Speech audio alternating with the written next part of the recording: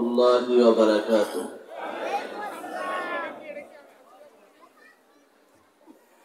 الحمد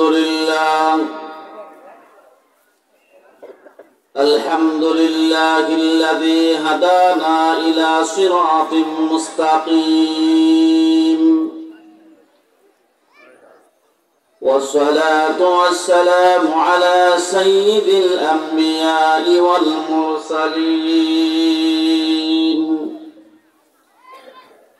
وعلى آله وأصحابه أجمعين. أما بعد، فأعوذ بالله من الشيطان الرجيم. بسم الله الرحمن الرحيم. يرفع الله الذين آمنوا منكم والذين أوتوا العلم درجات، والله بما تعملون خبير. صدق الله العظيم. وقال رسول الله صلى الله عليه وسلم: كن عالما أو متعلما أو مستمعا أو محبا، ولا تكن خامسا فتهلك، أو كما قال عليه الصلاة والسلام. بارك الله لنا ولكم في القرآن العظيم، ونفعنا وإياكم بالآيات والذكر الحكيم. صلى الله على سيدنا ومولانا محمد وعلى آله وأصحابه وسلم. صلى الله على سيدنا ومولانا محمد وعلى آله وأصحابه وسلم. بلغ العلا بكماله، كشف الدجى بجماله، حسنت جميع خصاله. صلوا عليه وآله. يسخن أزقوش دل باید شنود، يسخن أزقوش دل باید شنود. گوش گوی جان دارد هیچ سود، گوش گل با جمله گای و حمد ماست. گوش گل با جمله گای و حمد ماست. گوش دل مخصوص نسل آدم است. لا إله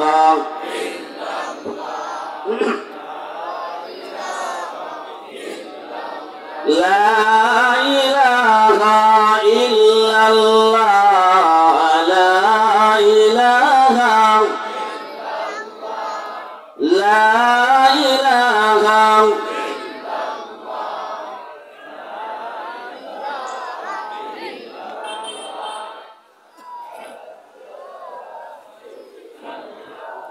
उसने खल्क़त पैदा की, खल्क़त फिर पर रहमत की। शान देखा तो आदत की, कहो ला इलाहा ला इलाहा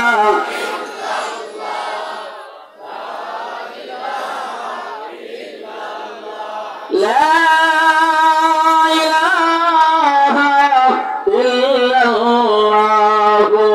मुहम्मदुर रसूलुल्लाह सल्लल्लाहु अलैहि वसल्लम।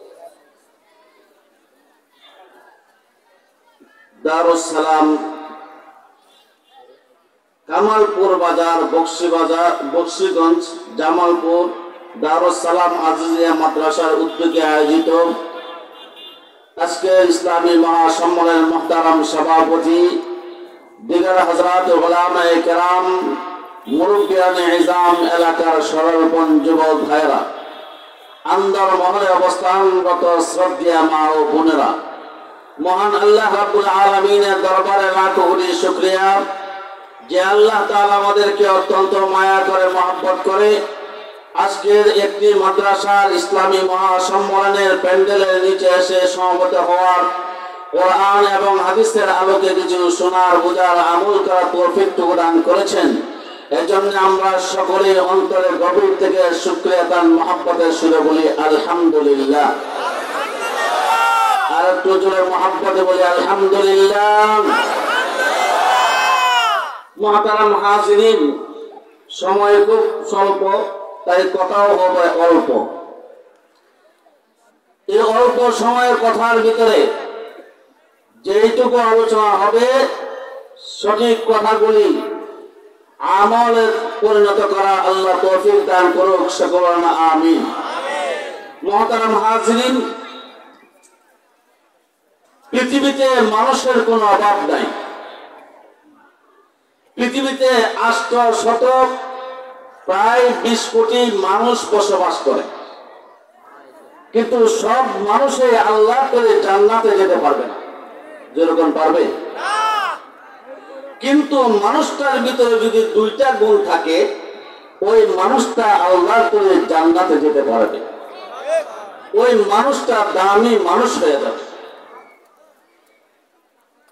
এবার মানুষটা গরিব হোক, ধনী হোক, মিসকিন হোক, ফকির হোক, রাজা হোক, বাদশা হোক, দিনে আনে দিনে খেটে খাওয়া মানুষ হোক, তার বাড়ি থাকুক, ঘর থাকুক বা না থাকুক, গাছতলা ঘুমাক, রেল স্টেশনে ঘুমাক অথবা বাস স্ট্যান্ডে ঘুমাক, কোনো আপত্তি নাই।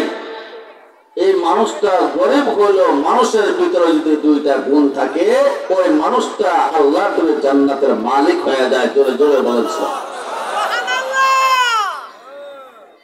২ গুণ কি? আমার তেলাওয়াতকৃত আয়াতের মধ্যে আল্লাহ পাক বলেছেন, ইয়ারফাইল্লাহু আল্লাযীনা আমানু মিনকুম ওয়াল্লাযীনা উতুল ইলমা দারাজাত।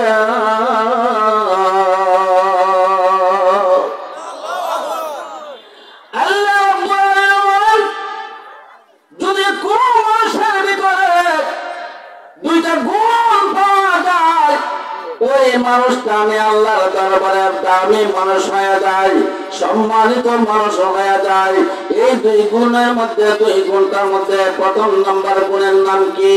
আল্লাহ রাব্বুল আলামিন আয়াতের মধ্যে বলেন, ইয়ারফাইল্লাহুল্লাযীনা আমানু মিনকুম, যারা ঈমান আনয়ন করে তারা আমি আল্লাহর কাছে দামি হয়ে যায়, সম্মানিত হয়ে যায়। ইয়ারফাইল্লাহুল্লাযীনা আমানু মিনকুম ওয়াল্লাযীনা উতুল ইলমা দারাজাত। ২ নম্বর হলো যেই মানুষের মধ্যে ইলম থাকে, কোরআনী শিক্ষা থাকে, ওই মানুষটাও আল্লাহর তৈরি জান্নাতের মালিক হয়ে যায়। জোরে বলেন সুবহানাল্লাহ।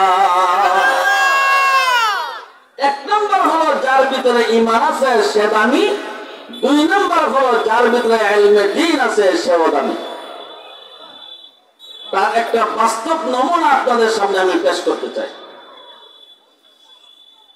আবু জাহেল উতবা সাইবারা দারুন নবুওয়াতে বৈঠক করলো। এটা হলো কাফের মুশরিকদের সংসদ ভবন। কি ভবন? সংসদ ভবন। এখানে ইসলামের বিরুদ্ধে যত ষড়যন্ত্র আছে এখানে বসে করে। এটার নাম হলো দারুন নদওয়া। দারুন নদওয়াতে বসে বসে পরামর্শ করলো, সিদ্ধান্তও নিল, মুহাম্মদ যে জ্বালানি জ্বালাইতেছে নাউযুবিল্লাহ, তাকে পৃথিবীর জমিন থেকে উৎখাত করা দরকার। এইভাবে যখন পরামর্শ হইল, কে আছো মুহাম্মাদের কল্যাণ নিয়ে আসতে পারবো? তো মুহাম্মাদের কল্যাণ নিয়ে আসলে পরে 100 লাল উট তোমাদেরকে পুরস্কার দেওয়া হবে। টাটকা যুবক, 22-25 বছরের যুবক হযরত ওমর রাদিয়াল্লাহু তাআলা আনহু, তিনি দাঁড়িয়ে গেলেন, বললেন আমি মুহাম্মাদের কল্যাণে আসতে পারবো। আবু জাহেল তো বাগিনা, ওমর রাদিয়াল্লাহু তাআলা আবার আবু জাহেলের বাগিনা ছিল। বাগিনা, আমি বুঝতে পারছিলাম তুমি ছাড়া এত বড় সাহসী কাজ অন্য কেউ করতে পারবে।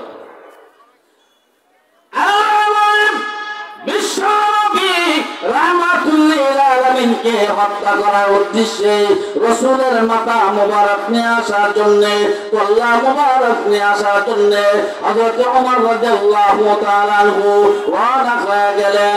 এমন সময় রাস্তার মধ্যে হযরত নাঈম রাদিয়াল্লাহু তাআলা আনহুর সঙ্গে সাক্ষাৎ হয়ে যায়। হযরত নাঈম রাদিয়াল্লাহু তাআলা আনহু ওমরকে অবস্থা দেখে বুঝতে পারলেন নিশ্চয়ই কোনো কারণ আছে।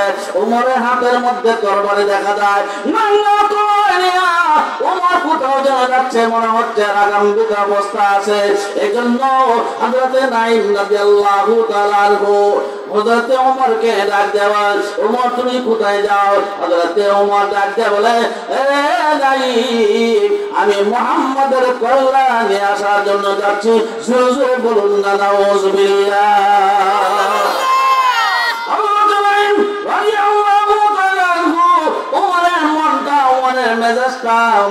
চিন্তাধারাকে পাল্টিয়ে দেওয়ার জন্য তিনি ডাক দেয়া বলেন, মুহাম্মাদের কল্যাণ হাশিমের বংশ কি তোমাকে এমনি ছেড়ে দিবে নাকি?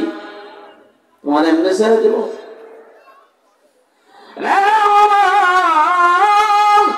তুমি যদি মুহাম্মাদের কল্যাণতে যাও, মুহাম্মাদের বংশ তোমাকে ছেড়ে দিবে না। কতিটারে তোর তো বাপ বুঝা বালা বুঝা যাইতেছে না। তোরা তো মনে হইতেছে তুই নিজেও মুসলমান হয়ে গেছিস। সুবহানাল্লাহ বলে। তোর তো কথার মতো ডাইস বলা না। আগে তোরে সাজ করবো, তারপরে মুহাম্মদ রে। তলোয়ার নিয়ে যখন দাঁড়াইছে, নাঈম রাদিয়াল্লাহু তাআলা বলেন, ওমর স্টপ হয়ে যাও, আমার দিকে আগাইবা না। তুমি যদি 5টা মারো, আমি কিন্তু 2টা বা 3টা বলে মারতে পারবো। তার যে যাও, যা দেখো রে তোমার বোন ফাতেমা এবং তোমার পুত্রী মুসলমান হয়ে গেছে। আগে নিজের ঘর সামলাও, তারপরে মুহাম্মদকে সামলাইবে।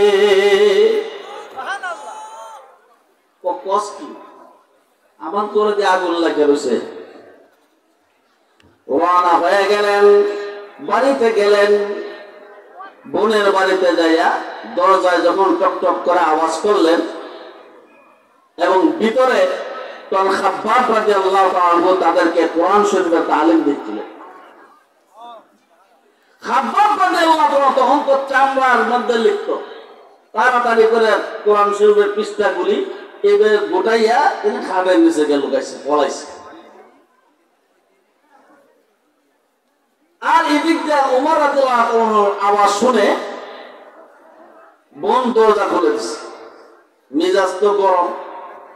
আসার পরেই বদ্যিমতির মাথার মধ্যে আঘাত, রক্ত পড়তেছে। রক্ত দেখে বোনের একটু দরদ লাগবে কি লাগবে না? স্বামীর গায়ে রক্ত, একটু কষ্ট লাগবে কিনা ভাই? আর যেরকম লাগবে কিনা?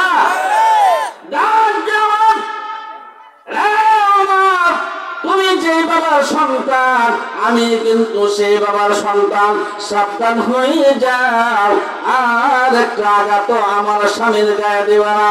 যদি স্বামীর গায়ে আঘাত দেও, আমি তোমার বউ, আমার ভিতরে কিন্তু তোমার রক্ত রয়েছে। সুতরাং আমি কিন্তু তোমাকে ছেড়ে কথা বলবো না। যেরকম সুবহানাল্লাহ। কথা বলছে, এবার রাগ আরো বাড়ছে। এবার বুদ্ধিকে ছেড়ে দিয়া ওমরের গায়ের মধ্যে ওমর তার নিজের বোন ফাতেমার গায়ে আঘাত করতে শুরু করে দিয়েছে। আঘাতের পরে আঘাত যখন করতে শুরু করে দিয়েছে, এবার ফাতেমার মাথা থেকে রক্ত বের হইতে শুরু করেছে। এবার চিন্তা করতে লাগলো, হায়রে এটা তো ভরার উৎকুতার মধ্যে, হ্যাঁ এটা মারছি, কোনো অসুবিধা নাই, কিন্তু আমার নিজের বোনটা আমি মারলাম কেন? এবার মাথা নিচু করছে। মাথা নিচু করার পরে ওই কাগজ যে নিছিল, এই কাগজগুলির মধ্যে থেকে ওই যে চামড়ার লিখিত কাগজের মধ্যে সবগুলি নিয়ে গেছে, কিন্তু একটা পৃষ্ঠা পরে হয়েছিল, নিতে পারে না তাড়াহুড়ার কারণে। নিতে পারে নাই। এখন মাটির দিকে যখন তাকাইছে, একটা কথা মনে রাখতে হবে, মাটির দিকে তাকাইলে মানুষের রাগ কমে যায়। উযু করলে পরে রাগ কমে যায়, গোসল করলে পরে রাগ কমে যায়। মাটির দিকে তাকাইছে, উমরের অটোমেটিক কিছু রাগ কমে গেছে। পৃষ্ঠা হাতে নিছে, উমরের বোন ফাতেমা টান মারে নিয়ে কয়, ইন্নামাল মুশরিকুনা নাজাস, সুতরাং তোমার হাতে কোরআন দেওয়া হবে না। তাহলে কি করতে হবে? উযু গোসল করতে হবে পাক পবিত্র অবস্থায়, তারপরে কোরআন শরীফ দেওয়া যাবে। লা ইয়ামাসসুহু ইল্লাল মুতাহহারুন, পবিত্রতা অর্জন ছাড়া কোরআন শরীফ কাজ করা যায় না। আমার ভাইরা গোসল করলেন, আসলেন, পরে কোরআনের পৃষ্ঠা যখন দেওয়া হইল, কোরআন পড়তে শুরু করে দিয়েছে। তাহা মা আনজালনা আলাইকাল কুরআনা লিতাশকা ইল্লা তাযকিরাতাল লিমান ইয়াখশা। এইভাবে পড়তে পড়তে যখন ওই আয়াতে কারিমার মধ্যে পৌঁছাইলেন, ইন্নানি আনাল্লাহু লা ইলাহা ইল্লা আনা ফা'বুদনি, জোরে জোরে বলুন আল্লাহু আকবার। আর একটু জোরে মুহাব্বতে বলুন আল্লাহু আকবার। ইন্নানি আনাল্লাহ লা ইলাহা ইল্লা আনা ফা'বুদনি, এর অর্থ কি? ইন্নানি আনাল্লাহ, আমি হইলাম একমাত্র আল্লাহ, আল্লাহ ছাড়া আর কোনো মাবুদ নাই। ইন্নানি আনাল্লাহ লা ইলাহা ইল্লা আনা, আর কোনো মাবুদ নাই। ইবাদত যদি করতে হয় একমাত্র কার করতে হবে?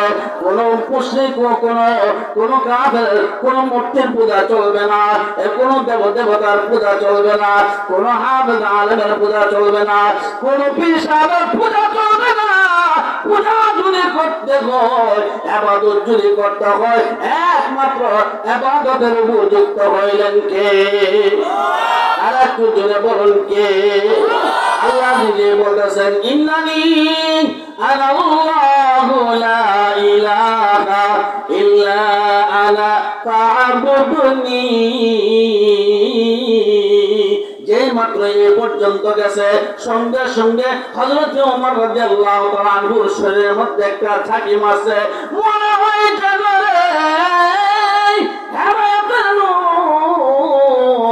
হযরত ওমর রাদিয়াল্লাহু তাআলা আনহুর ভিতরে তখনই ঢুকে গিয়েছে। আমার বন্ধুরা, হযরত ওমর রাদিয়াল্লাহু তাআলা আনহু সঙ্গে সঙ্গে সুর নরম হয়ে গেছে, নিজেও নরম হয়ে গেছে। ডাক দেয়া বলে, যে কোরআন আমি তেলাওয়াত করলাম, নিশ্চয়ই এটা কোনো মানুষের বানানো কোরআন হতে পারে না। আরো জোরে কোন, নিশ্চয়ই এটা কোন মানুষের তৈরি কবিতা গ্রন্থ হতে পারে না। নিশ্চয়ই কোরআন এই নাযিল কর্তা একজন রয়েছেন, তিনি কে? এমনি ডাক দেওয়া বলবে, আমার মনে হয় মুহাম্মদ যা বলে তা সত্য বলে, আমার মনে হয় মুহাম্মদের আল্লাহ সত্য, এমন মনে হয় কোরআন সত্য।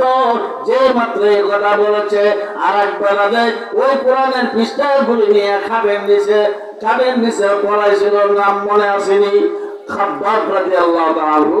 এবার তিনি খাট থেকে পালিয়েছেন, কারণ এবার বুঝতে পারছে এখন আর ওমরের আগের মেজাজ নাই, আগের রাগ নাই। সুবহানাল্লাহ। তুমি কেনা আমি খাব্বাব, তুমি কই আছিলা? তো খাটের নিচে। কই এলাকে তোমার ভয়ে? এখন কি ভয় দেওয়ার কর না, কারণ তোমার ভিতরে যে রাগ দেখছিলাম, এই রাগ এখন আর আগের মতো নাই। সুবহানাল্লাহ। কয় না রে? আর জোরে কন্যা সুবহানাল্লাহ। আমার ভাইরা হযরত ওমরকে খাব্বাব রাদিয়াল্লাহু তাআলা আনহু সুসংবাদ দিয়ে ডাক দেয়া বলে, ওমর তোমাকে আমি একটা সুসংবাদ দেই। গত বৃহস্পতিবারে আল্লাহর নবী বিশ্ব নবী রাহমাতুল লিল আলামিন কেন দোয়া করেছেন তোমার জন্য এবং আবু জাহেলের জন্য। আল্লাহ তাআলা যেন আবু জাহেল অথবা তোমাকে ইসলামের জন্য কবুল করে নেয়। আল্লাহ তাআলা যেন দুজনের কোন একজনকে মুসলমান বানায় দেয়, ইমানদার বানায় দেয়। রে আমার মনে হয় আল্লাহ নবী বিশ্ব নবী রাহমাতুল লিল আলামিনের দোয়া তুমি ওমরের জন্য কবুল হয়ে গেছে। আর তো জোরে বলুন সুবহানাল্লাহ। আমার ভাইজান আমি যে কথা বলতেছিলাম কত বড় হযরত ওমর রাদিয়াল্লাহু তাআলা নাইম এবং ফাতেমাকে ডাকে বলেন রে আমাকে মুহাম্মদ পর্যন্ত নিয়ে যাও, আমি মুহাম্মাদের দরবারে যাইতে চাই। আর এই মুহূর্তে কালেমা পড়ে আমি জীবনের জন্য মুসলমান হয়ে যাব।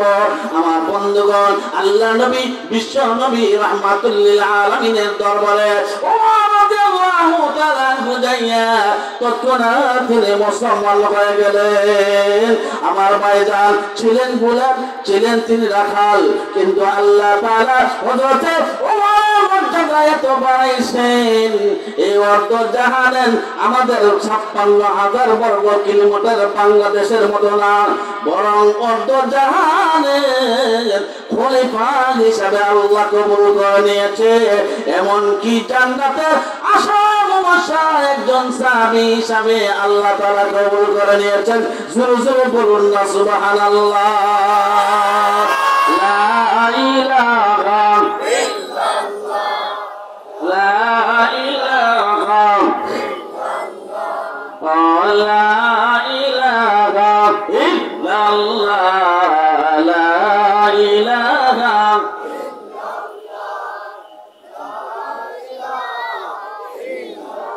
তুমি রহমান তুমি রহিম, তুমি বিচার দিনের মালিক খোদা। লা ইলাহা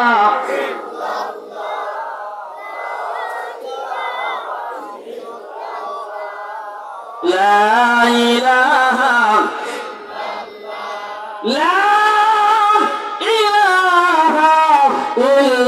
ইল্লাল্লাহু মুহাম্মাদুর রাসূলুল্লাহ।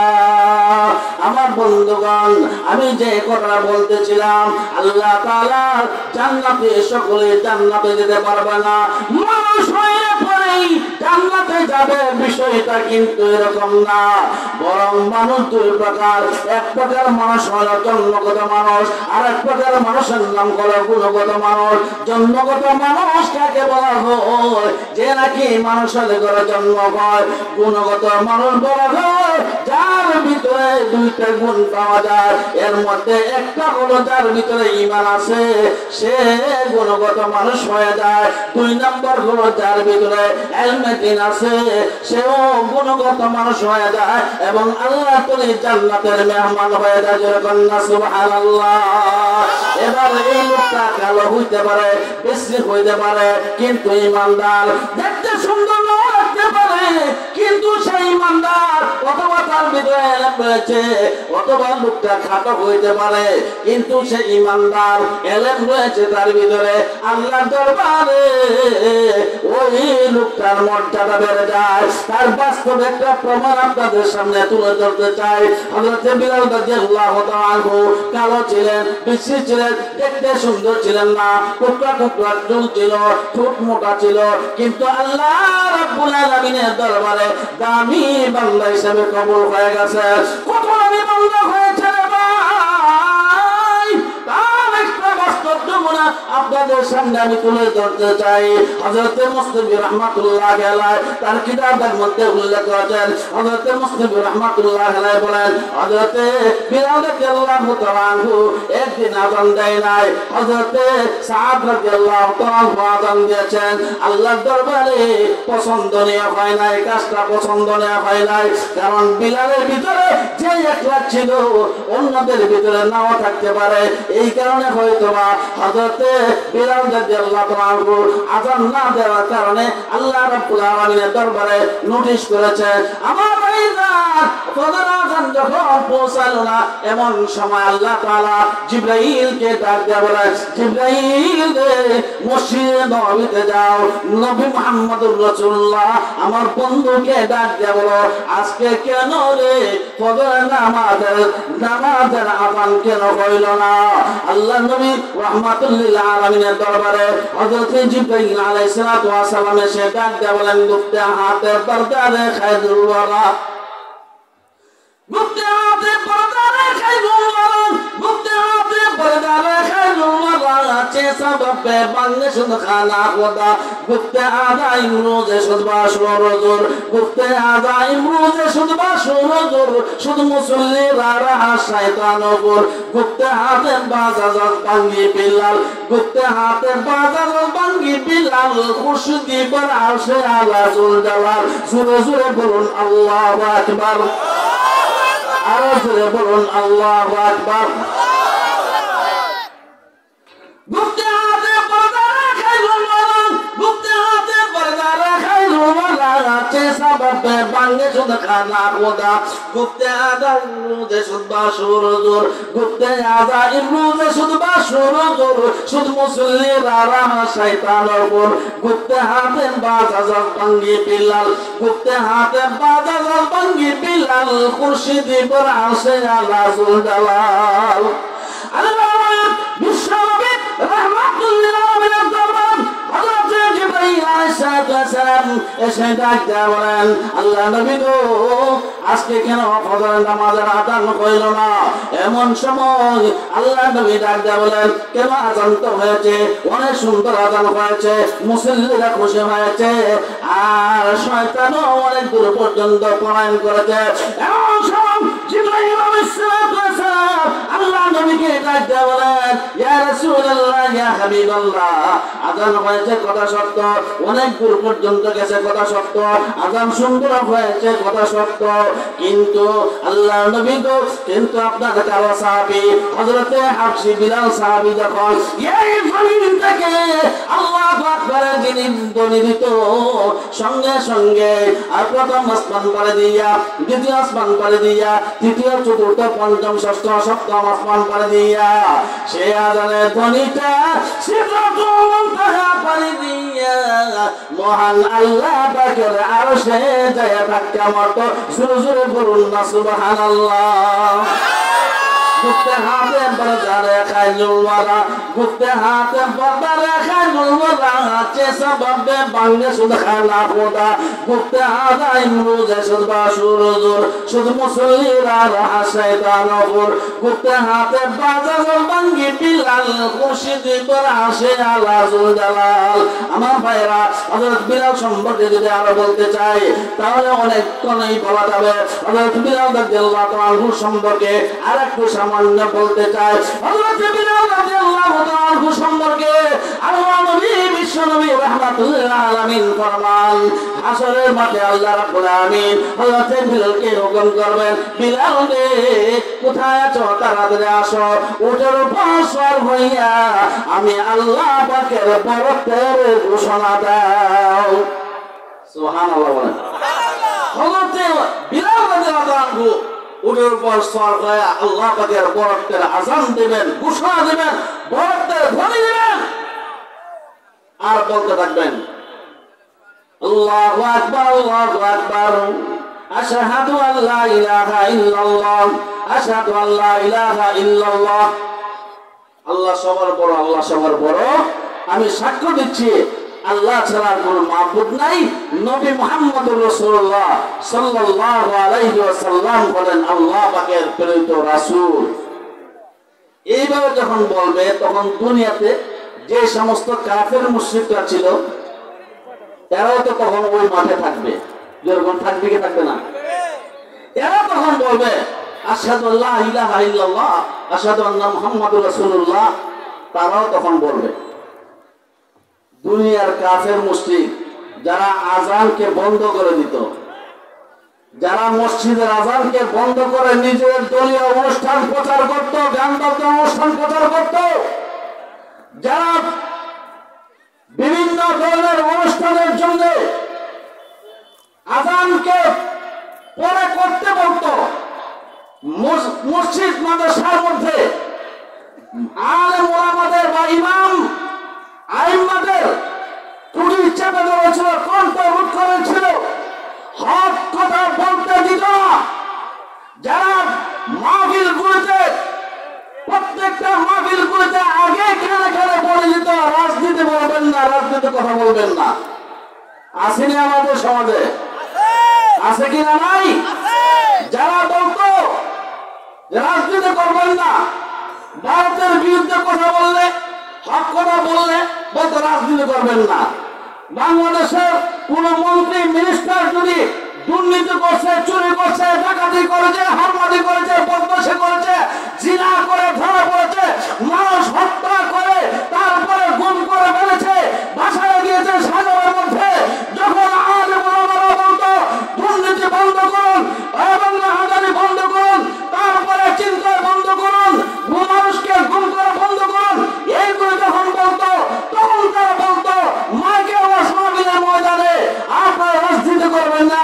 আসলে গাদার করে রাজনীতি কাকে বলা হয় আর হক কথা কাকে বলে সেটাই বোঝানোর জন্য কোন ঠিক না বেটে। রাজনীতি কাকে করে আর সত্য কথা কাকে বলে, হক কথা কাকে বলে, মানুষের অধিকার নিয়ে কথা বলা কাকে বলে, এটাই বোঝানোর ব্লড টিম বুঝে। যেরকম কথা ঠিক না বেটে। এই রাজনীতি আমি যদি এই মঞ্চের মধ্যে বসে পড়ি, আমি দল করি বিএনপি, সুতরাং আমার দলের গুণ এতগুলি, সুতরাং আমার দলকে আগামীতে ভোট দিবেন, এটার নাম রাজনীতি। অথবা যদি আমি আওয়ামী হয়ে থাকি, আমি যদি বলি যে বিএনপি পাও না, এরা চুরি করে 5 বছর এমপি নয়, এদেরকে ভোট দেবেন না, আমার দলকে দিবেন, এটার নাম হলো রাজনীতি। আর যখন বলা হবে তোর দলের এই ডাকাতগুলিকে বন্ধ কর, তোর দলের চোরগুলিকে বন্ধ কর, তাদের সাহায্য কর, অথবা দল থেকে চলে যেতে বাধ্য করো, তার বিরুদ্ধে অ্যাকশন নাও, এটাও হক কথা। হক কথা বন্ধ করে দেওয়ার জন্য, হক কথা বন্ধ করার কারণে আজকে দেখা যায় আমাদের সমাজে চুরি, ডাকাতি, হারমাদি, বদমাশি, বেচানা, ব্যভিচার, অন্যায়, অপরাধ বেড়ে গেছে। জনগণ ঠিক না বেঠিক? যতদিন পর্যন্ত আলেম ওলামাদের হক কথা, সত্য কথা বলার অধিকার ছিল অথবা তাদের কণ্ঠকে রোধ করা হয় নাই, ততদিন পর্যন্ত এই সমাজ ভালো ছিল। এই সমাজ প্রায় কোরআনী শাসন মতে চলেছে। চুরি এত ছিল না, ডাকাতি এত ছিল না, হারমাদি এত ছিল না। আর যখন থেকে ওলামায়ে কেরামের কণ্ঠকে বন্ধ করে দিছে, তখনই দেখা যায় রোডের বদলা বাস আর সাথে আবর্জনা মিশাইয়া তাদের সিমেন্টের বদলা দিছে। এরকম অসীমে আমাদের সমাজের ভিতরে, অথবা করণের গুতা দিয়া তারপরে 800 কোটি বাংলাদেশ ব্যাংক থেকে ওটাও হয়ে গেছে, এখনো পর্যন্ত কই গেছে টেরই পায় নাই। কোন কারণে? সমাজের ভিতরে ওলামায়ে কেরামের ভোট বন্ধ করে দেওয়ার কারণে। যেরকম ঠিক না বেঠিক? কথা বুঝতে পারছেন আমার ভাইজান? আমি যে কথা বলতে চাইছিলাম সেটা হলো যারা নাকি আলেম ওলামাদের বিরোধিতা করেছিল, যারা নাকি ওলামায়ে কেরামের হাতে হাত করা লাগাইয়া চোরের মতো, ডাকাতের মতো, বদমাশ জেনাবাজদের মতো, মদখুরদের মতো তাদেরকে অপমানিত, লাঞ্ছিত অবস্থায় তাদেরকে টেনে টেনে তাদেরকে জেলখানায় নিয়ে গেছে অথবা আদালতে নিয়ে গেছে, তাদেরকে চোরের মতো নির্যাতন করেছে, নিপীড়ন করেছে। আমার বন্ধুগণ, ওই সমস্ত কাফির, মুশরিক, ইহুদি, নাসারা, খ্রিস্টান, এমনকি ওই দালালগুলি যে সমস্ত কাফেরদের দালালি করত, ওরা পর্যন্ত হাসরের ময়দানে ডাক দিয়ে বলবে আশহাদু আল্লা ইলাহা ইল্লাল্লাহ আশহাদু আন্না মুহাম্মাদুর রাসূলুল্লাহ। আল্লাহ রাব্বুল আলামিন তখন বলবেন, এ জানোয়ার তুই আজকে আসছো তো এখানে আশহাদু আল্লা ইলাহা ইল্লাল্লাহ বলতে, আজকে আসছো তো এখানে মুহাম্মাদুর রাসূলুল্লাহ বলতে, তোর আশহাদু আল্লাহ আজকে কবুল করা হবে না। আর বলে কয় হবে,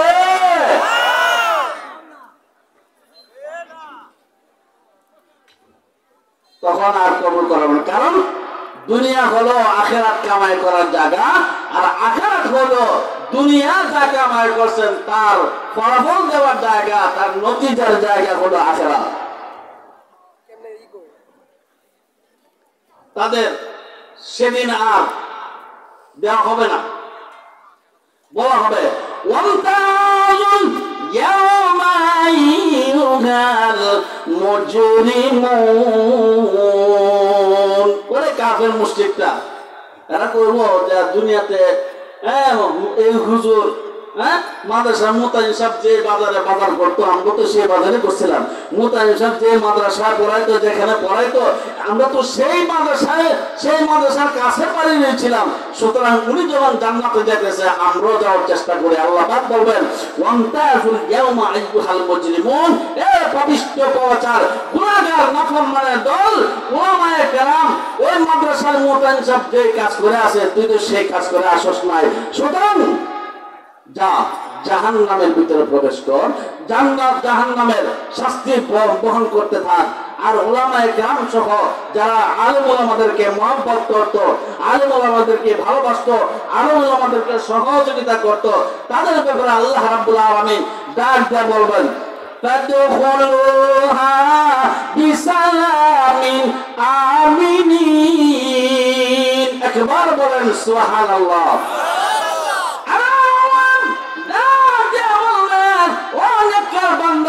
যারা দুনিয়াতে আমি আল্লাহ পাকের ইবাদত বন্দেগী করেছো, কষ্ট করে সহ্য করেছো, গরমের সময় দাঁড়াইয়া দিনের বেলা রোজা রেখেছো, আর রাতের বেলা আমি আল্লাহ পাকের দরবারে ইবাদত বন্দেগী করেছো, শীতের বেলাও ঠান্ডা পানি দিয়া উযু করে গোসল করে তারপরে নামাজের মধ্যে গেছো। এই কষ্ট সহ্য করার পরে যখন দুনিয়া থেকে যখন সহ্য করে আসছো, আমি আল্লাহ রাব্বুল আলামিন তোমাদের জন্য রেখে দিয়েছি আমার অফুরন্ত নিয়ামত, আমার তৈরি জান্নাত, সুখ শান্তির জান্নাত। সুতরাং তোমরা জান্নাতের ভিতরে প্রবেশ করো। ফাদখুলুহা বিসালামিন আমিনিন। একবার বলুন না সুবহানাল্লাহ। এই জন্য আলেম ওলামার সঙ্গে আমাদের সম্পর্ক বাড়ানোর দরকার আছে কিনা নাই? আরো যেরকম এলেম অর্জন করার দরকার আছে কিনা নাই? ইমানকে পাকাপোক্ত করার দরকার আছে কিনা নাই? নেক আমলগুলি করার দরকার আছে কিনা নাই? আরো যেরকম আছে কিনা নাই?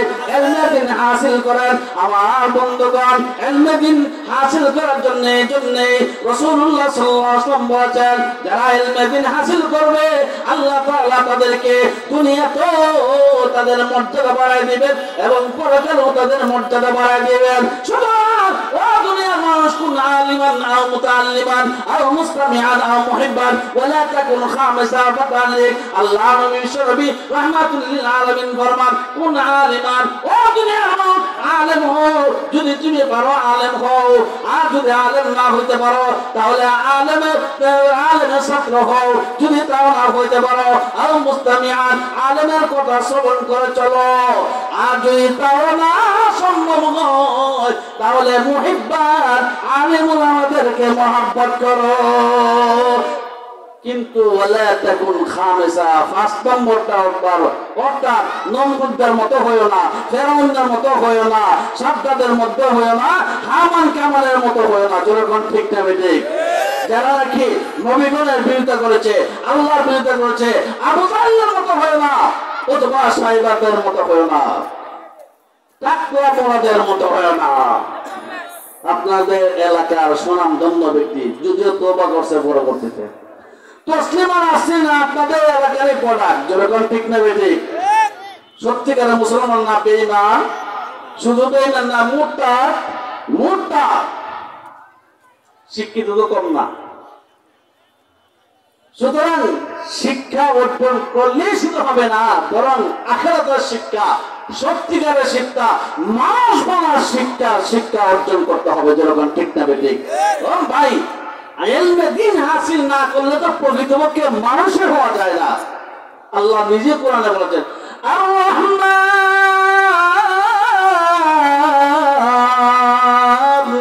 আল্লামাল কুরআন খালাকাল ইনসান আল্লামাহুল বায়ান। আর রহমান দয়ালু আল্লাহ, আল্লামাল কুরআন মানুষকে কোরআন শিখাইছেন, খালাকাল ইনসান এরপরে মানুষ বানাইছেন, কোরআন শিখাইছেন, তার মানুষ বানাইছেন। এর দ্বারা বোঝা যায় যে যতক্ষণ পর্যন্ত কোরআনে এলেম শিক্ষা অর্জন না করবে, এটা স্তর ভিন্ন হইতে পারে। কেউ প্রাথমিক স্তরে, কেউ মধ্যম স্তরের, কেউ উচ্চতর শিক্ষা হইতে পারে কোরআনের শিক্ষা, কেউ 5 সূরার আলেম হইতে পারে, 5 সূরা শিক্ষা অর্জন করতে পারে। এরকম কোরআনের শিক্ষা যার ভিতরে নাই, সে প্রকৃতপক্ষে মানুষ হইতে পারে না। যেরকম ঠিক না ঠিক?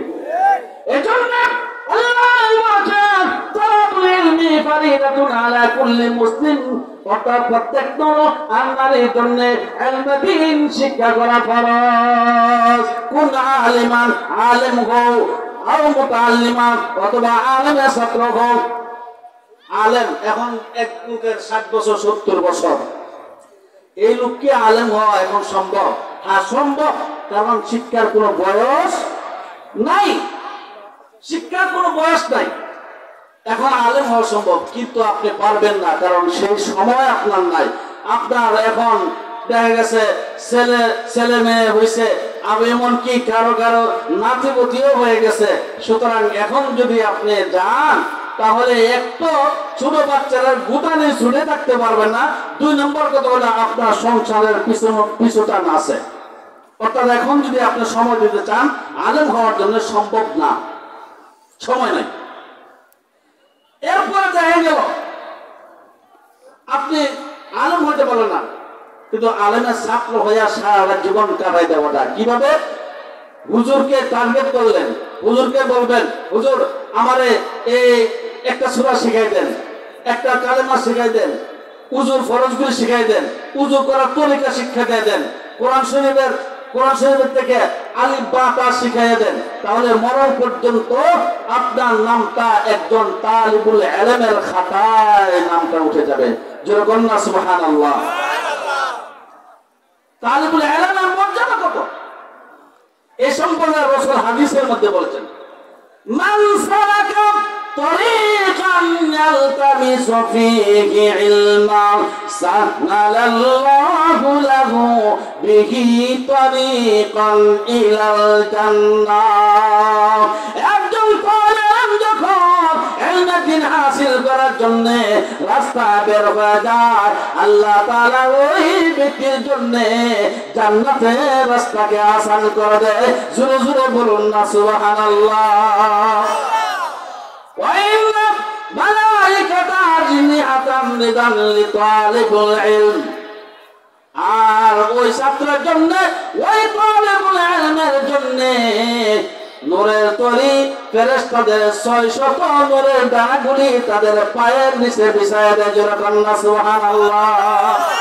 হয়তো দেখা যায় না, তবে মাঝে মধ্যে কোনো আল্লাহর ওলির সঙ্গে সে ঘটনা ঘটছে। তার একটা বাস্তব নমুনা আপনাদের সামনে তুলে ধরতে চাই। ইমাম গাজ্জালী রাহমাতুল্লাহ আলাইহির নাম তো অবশ্যই আপনারা শুনছেন। ইমাম গাজ্জালী রাহমাতুল্লাহ আলাইহি তিনি বাগদাদ মাদ্রাসায় যখন অল্প বয়সে পড়ালেখা করতে যাইতেন, এমন সময় ওনার প্রতিদিনই তার দেরি হয়ে যেত। ইমাম গাজ্জালী দেরি হয়ে যেত ক্লাসের মধ্যে যেত। তো প্রথম দিন যখন দেরি হইল, সবার পিছনে যায় বসছে। হুজুর জিজ্ঞাসা করলো, কি ব্যাপার, তোমার এত দেরি হয়ে কেন আসলো, দেরি করে কেন আসলে? আগামীকাল থেকে এরকম করবো না। জি হুজুর, আগামীকাল থেকে এরকম করবো না। পরের দিন আবার পরের দিন আবারও একই একটু আগে বের হয়েছে, কিন্তু তারপরও দেরি করে যখন ক্লাসে গেল, হুজুর জিজ্ঞাসা করলো গতকালও দেরি করলে, আজকে দেরি করলে কেন? হুজুর আর হইতো না। বললাম তো এরকমই করে, ঠিক না? আজকে করে একটু করে, কালকে আবার করে মারবি না কেউ রে, এরপর আবার একটু করে আবার ঘুষি মারে, ঠিক না? ঠিক। ইমাম গাজ্জালী রহমতুল্লাহ আলাইহি এটাই বললেন যে আর হবে না। পরের দিন তৃতীয় দিন আবার যখন এইভাবে দাঁড়াইছে, দেরি করে যখন গেছে ক্লাসে, হুজুর জিজ্ঞেস করে আজকে কেন তোমার দেরি হয়ে গেল? ইমাম গাজ্জালী রহমতুল্লাহ আলাইহিকে এবার চাপ দিয়ে ধরছে, বলো কেন তুমি একদিন, 2 দিন না 3 দিন তোমার এরকম দেরি হয়ে গেল? কারণ বসানোর পর আগ পর্যন্ত তোমাকে বসতে দেওয়া হবে না। বলো কি জন্য দেরি হচ্ছে? এবার একটু শাসন করার দরকার আছে না ভাই?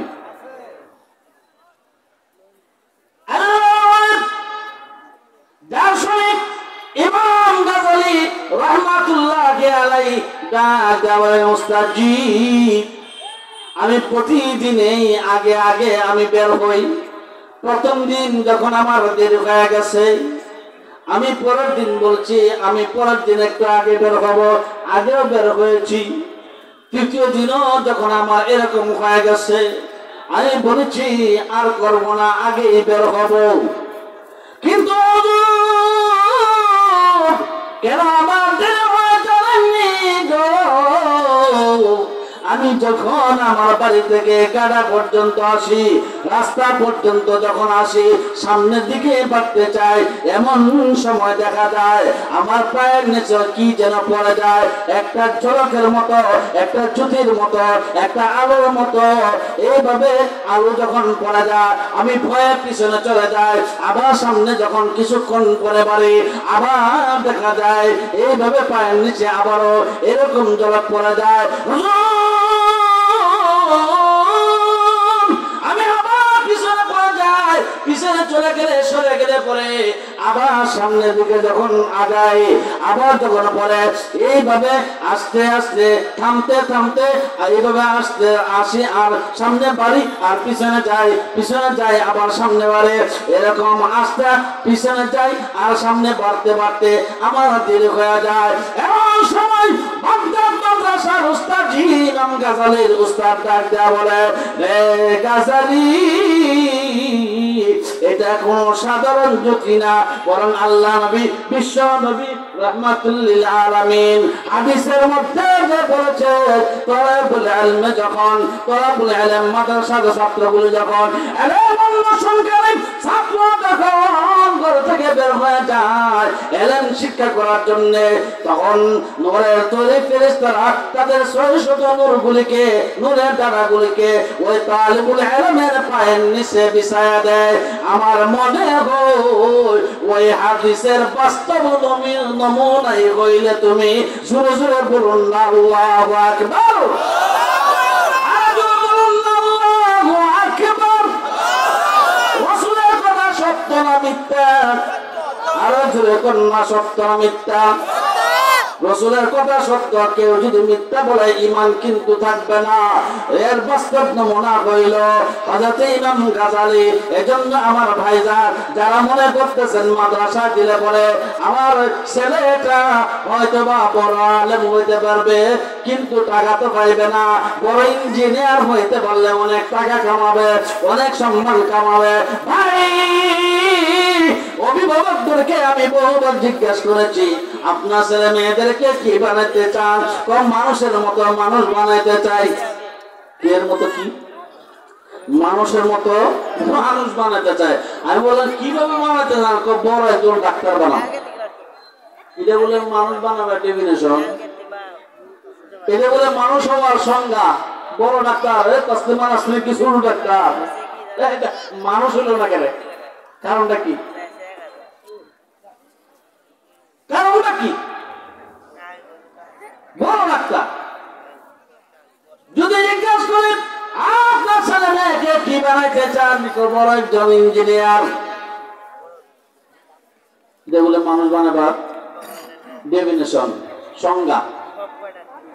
এই কথা একটা মনে করছে, কইলে তেমনি জোরে এখন কমো। খারাপ লাগতেছে আপনাদের? ছেড়ে দিব?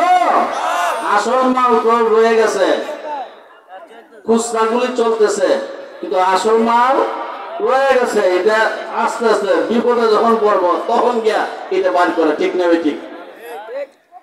একটা কথা মনে পড়ে গেছে, এক বেড়ার 3 ছেলে। কয় ছেলে? 3 ছেলে।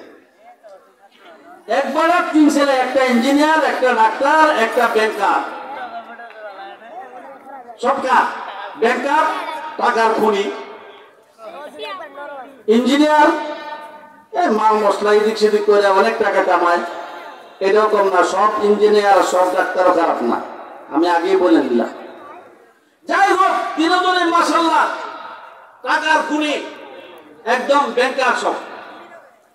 বাবা অসুস্থ হয়েছে, এখন আর একটা ছেলে আছে, এটা তেমন একটা সুবিধার না, নীরবে থাকে, চুপচাপ থাকে। যেহেতু এটা নীরবে থাকে, চুপচাপ থাকে, এটা দিয়ে কিছু মনে হইব না মনে কইরা এটা প্রতিবন্ধী মনে করে মাদ্রাসার নুরানি হুজুরের কাছে যায়, হুজুর এটা একটু বেশি জ্ঞান ট্যান নাই, এটা একটু দেখেন। আমাদের সমাজের মানুষের অবস্থাটা এরকমই। যখন যখন দেখে যে ছেলেটা খুব ছোট পড়ে, এদের মধ্যে মাশাআল্লাহ ভবিষ্যৎ উজ্জ্বল, ব্রেন বালা, কথায় কথা প্রশ্ন করে, এরকম দেখলে সব পড়ান দেখলে ওরা এটা ডাক্তার বানায়, ইঞ্জিনিয়ার বানায়। যেরকম ঠিক নেবে ঠিক, এটা ইঞ্জিনিয়ার বানায়, এটা বিচারক বানায়। আর যারা একজন নীরব থাকে, চুপচাপ থাকে, এটা মাল সাথে মাঝে দেলা, এটা আর কি করার। কিছুদিন পড়ালেখা করার পরে এটা বিয়ে সাথে করাই দেবো, এবার শেষ, আবার করে দেবো। এটা চলে না সমাজে। অসল মাল আলে মনাম কি অসল মাল বুঝবা? আসলে ময়দানে কাঁচা মরিচের কত জাল। অসল মাল তোমার শিক্ষা কবর পর্যন্ত সীমাবদ্ধ, কবরের আগ পর্যন্ত, কবরে যাওয়ার আগ পর্যন্ত সীমাবদ্ধ। তোমার শিক্ষা দিয়ে লাল বানাইতে পারবা, তোমার শিক্ষা দিয়ে ক্যান্ডেল বানাইতে পারে, তোমার শিক্ষা দিয়ে তুমি মাছ বানাইতে পারবা, লাইট বানাইতে পারবা, বন্দুক বানাইতে পারবা, পারমাণবিক বোমা বানাইতে পারবা, এসি বানাইতে পারবা, মোবাইল বানাইতে পারবা। কবরে এসি কোনো মূল্য থাকবে না, কবরে লাইটের কোনো প্রয়োজন হবে না। যেরকম ঠিক না ঠিক, কবরে এসির কোনো প্রয়োজন হবে না, বরং এসি আরো বেশি বাস্ত হবে কবরে যদি নিয়ে যাওয়া হয়। মোবাইল তো চলবেই না, নেটওয়ার্ক পাবে না। সুতরাং যে শিক্ষা দিয়ে কোনো লাভ হবে না, তবে কিছু লাভটা আছে। এই শিক্ষা আছে না নাই? এর জন্য আছে না নাই? এই শিক্ষা যদি না থাকে, তাহলে আপনার ডাক্তারে যখন রোগ যখন হয়, যখন ডাক্তার কাছে যান, তখন ডাক্তারের প্রস্রাব পায়খানার টেস্ট করবে, দেয় কি দেয় না? তাহলে যদি আপনি বাংলা, অঙ্ক, ইংরেজি, ভার্সিটির ডাক্তারি লেখাপড়া না করেন, তাহলে মোটা আর আগার টেস্ট করবেন কিভাবে? এই কথা ঠিক দেবে ঠিক? আগা মোটা টেস্টের জন্য এই শিক্ষার প্রয়োজন আছে, লাইফ প্ল্যান বানানোর জন্য এই শিক্ষার প্রয়োজন আছে। আমি বলবো না ভার্সিটিতে পড়েন না, স্কুলে পড়েন না, বরং প্রয়োজন আছে। তবে এটা হলো ভাষা শিক্ষা। দুনিয়াতে চলার জন্য যে জিনিসটা দরকার হয়, এটা শুধুমাত্র দুনিয়াতেই সীমাবদ্ধ।